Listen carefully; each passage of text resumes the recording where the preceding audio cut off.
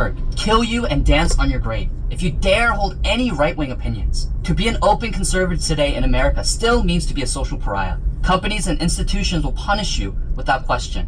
But I believe in speaking honestly about my values. I've tried to be respectful while also being direct. Of course, I tend to be sarcastic and incorporate humor in my posts, but apparently that's become grounds for dismissal. I don't think being conservative or having strong religious Christian convictions should cost someone their livelihood. It is possible for someone to hold beliefs that you disagree with and that person not be a crazy, hateful person.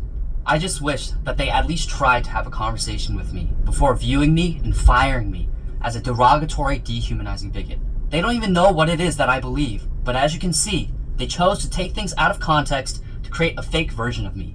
Because having a conversation and trying to reach a place of understanding is hard. And it's easy, instead, to dismiss and fire someone who disagrees with you as a racist, xenophobic, misogynistic, transphobic, homophobic, every phobic monster. They chose to treat me like some violent terrorist that's not allowed on their property. Me brought up this Korean dude. Sound crazy. Look, and some of y'all might have seen the interaction that I had with this guy. There's this wannabe, he's a wannabe Charlie Kirk. He's an Asian dude, he's Korean. He's one of these Korean alt-right dudes, one of these white supremacist ass kissers. He's a wannabe. His name is Kang Min Lee. And he made a video recently talking about he got fired from his job because of his views, and now some of these alt-right right-wingers are going to hire him on some of their platforms. So he's one of these Asian dudes trying to get a pat on the head from the white supremacists. They finna mess around and make him the next Charlie Kirk. I seen that guy. But he made a tweet talking about the Sexy Solon video. He was talking about the video and he put up a tweet. He was like, American blacks are the only group that embraces the worst of its culture. Hold on. He said, American blacks are the only group who embraces the worst of their community and claims it as their culture. Every group rejects the worst of their communities, but American blacks instead make songs about how vain, degenerate, and proudly hateful they are towards others. Then he goes on to say, glorifying thug life, baby mamas, degeneracy, while calling self-control, studying, ambition, acting white, self-sabotaging behavior. That video does nothing but to reinforce stereotypes. But the problem is that they see those stereotypes as a part of their rich culture. Yet, when non-blacks notice said stereotypes and mention them, they scream at you, you're racist. Okay. So this is a Korean dude. Huh. They the All worst. right, and I pointed out to him, they just busted a bunch of women in your community in Ohio a couple of days ago running hoe houses. They do be having They just busted a bunch of Korean nationals. They call you want to talk about degenerate culture? They call them massage parlors. Oh, are we doing that, sir? And then what did he say? He said, because he was responding to me, he said, yeah, I, along with the majority of Koreans, we have no problem denouncing degeneracy and awful behavior. And we regularly denounce this and we reject this as a part of Korean culture. Instead, look at how you deflect and dodge, never wanting to own up to the ugliness in your community, always deluding yourself into thinking we was Kang. So he wants to be a white supremacist so bad. You always blame others and make excuses for the rampant violence and garbage in your own community and even embrace this dysfunction as part of your culture. If you want to have violent criminals and whores twerking on cars as a hallmark of your community, be my guest. But don't whine when the rest of us notice and don't want that garbage in our community. Man, this is a Korean, okay? They known for massage parlors and hoe houses. Massage parlors and hoe houses all over the place. Oh, shit. Now listen, these people have been colonized psychologically. Just understand, Korea After Japan was defeated in World War II, because Japan was running, they colonized Korea. The U.S. took control over Korea, and they really installed a lot of leadership over there who aligned with U.S. interest. So the white supremacist framework, it shaped policies, and Korea's sovereignty was basically suppressed. And basically it was their current society was built under heavy U.S. military and economic oversight. They were trying to act like we so nasty. You understand?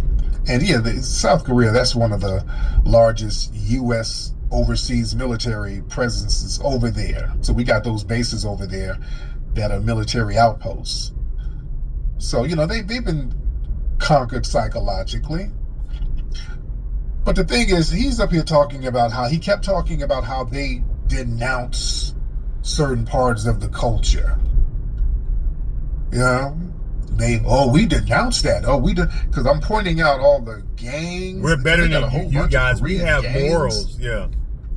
We're so the dirty. I'm talking about over here. We'll get on Korea in a minute. But they got all types of organized crime gangs over here.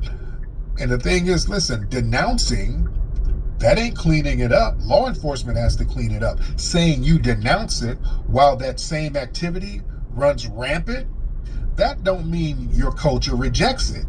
Mm-hmm. That means it's normalized until the damn cops step in. Right. Yeah, those Korean sex trafficking rings, they don't dissolve because of no community shame. Mm-mm. They only get taken down when there's a damn federal raid. Right, that part. Yeah? Who the hell is this texting me? Hold on. God damn. Okay. Oh, man, hold on. Okay. I'm sorry, guys. I'm getting trolls. Hold on, man. Sorry about that, guys. Damn. Well, like I said, look, the massage parlors, they're not yoga studios, all right? Let's be real. These Korean-run massage parlors in America, they're a national joke. Those are global stereotypes. Korean massage parlors are stereotypes within itself. Right. You know what goes on in there. These are ho-hubs. That ain't fringe. When you pass by a Korean massage parlor, you know that you're gonna come out smelling like baby oil in certain places on your body. That's a known industry in their enclaves. What's the foundational Black American equivalent of that? With some rappers, that ain't systemic. That's not the same thing. Yeah, the Solon video, the sexy Solon, is a bunch of Black people rapping in the backyard, just dancing and having fun. Yeah, that's our culture. That's fine. Just having fun, dancing, having fun with your family. That's fine. Yeah, they're not in a damn massage parlor giving a hand job. Right. All right. Yeah. I prefer them twerking in the backyard than stroking folks down for $30. Right. Now, your people got a lot of damn nerve. Right. When they point their finger at us like people we so really bad. Got a lot of nerve. And out they here. so good and shit. And you want to talk about degenerate culture? South Korea. Oh, right. You want to get real? That was ground zero for global child sex trafficking and porn trafficking. They had one of the biggest child exploitation sites. It was a website called Welcome to Video. That was on the dark web. The biggest child. Tariq ass be known. How you get all this information? This dude be doing his research, man. Let's go ahead and continue with the thumbs up button. The websites was run by a South Korean man. That man had hundreds of thousands of videos of children being abused. That was in South Korea. And the South Korean government gave his ass like 18 months. They gave him a slap on the wrist for running the world's largest pedo sites. Wow. That's your culture because y'all protect that. Don't tell me you denounce that and y'all give these type of people slaps on the wrist. Mm-hmm. Come on now. People got a lot of nerve out here. Now, let's not talk about the gangs. They got all types of Korean gangs. They got the Korean Power Gang. Wow. I think they're in New York. They got there's a gang out there in he Virginia. be knowing names and shit. Like this dude be doing it. If somebody put a gun to my head to name one Korean street gang in LA where I live at, I would be dead because I wouldn't be able to tell you. He be knowing. This guy be Tariq and she be knowing these. He does it. I ain't gonna front. He be doing his research. He come with facts, stuff that you can actually look up. It's Let's go ahead and continue on. Oh shit. Korean night breeders, they shake down other Korean businesses. Out here in California, you have the Fullerton Boys, a Korean gang. Mm-hmm. You got LGKK, that's the last generation Korean killers. That's out there, I think, in Koreatown. The K-Town gangsters. Yeah, you got straight up Korean gangs all over the place doing organized crime. Mm-hmm. Come on, don't let these people point no damn finger. You got a lot of damn nerve. And look, even over there in their homeland, man, please, they got whole areas over there in Seoul, Korea. They got whole strolls over. They got like an area over there, a red light district, where the hoes just be all up in the window, like mannequins. There's a whole area. You walk down the street shopping for hoes in Seoul, Korea. Not only that, they got a whole window area shop over there. And I think it's Itaewon area of South Korea, over there in Seoul.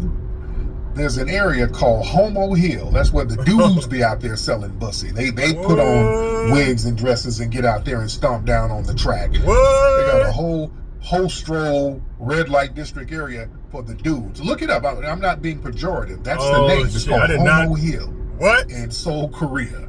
Get out. Oh, I gotta look that shit up. You want to